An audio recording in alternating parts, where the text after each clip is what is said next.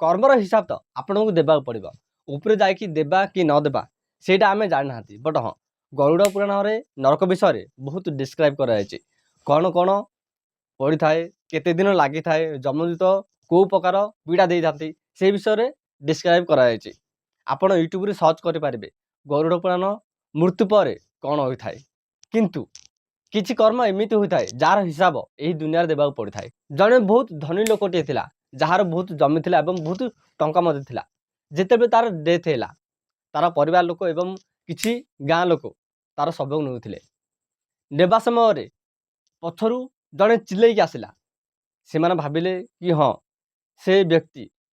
यही शबर फेस देखा चाहूब तो से शव को सेठी रखिले आउ जो तेज ता मुहर कपड़ा कड़ागला से व्यक्ति जन कहला साहेब आपड़ जाऊँच कौन नहीं जाऊँच से जमी को जो जमी को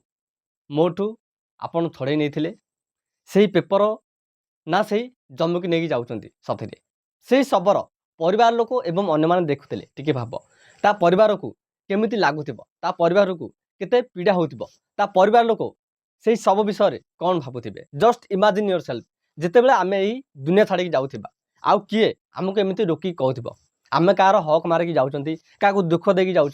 कार घर उजाड़ी जाऊँ सबूर हिसाब तो देवा पड़ो मरवा तो केबे ना केबे आम जानी ना बट हाँ जरूर मरवा आज जिते बड़े आम ही दुनिया छाड़ी जाऊँ आम सब पाखे किए ठिया हो कि कांदी कह कि ये आमर सार चलीगला ना कि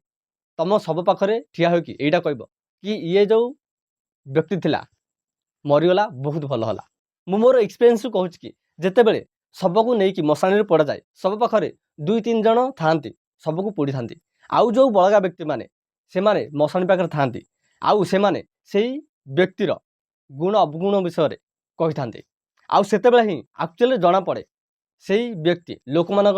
भल थे ना खराब थिला यही वीडियो माध्यम बस मेसेज ये कि आम भावती आम एतिक वर्ष बंचा आउ आम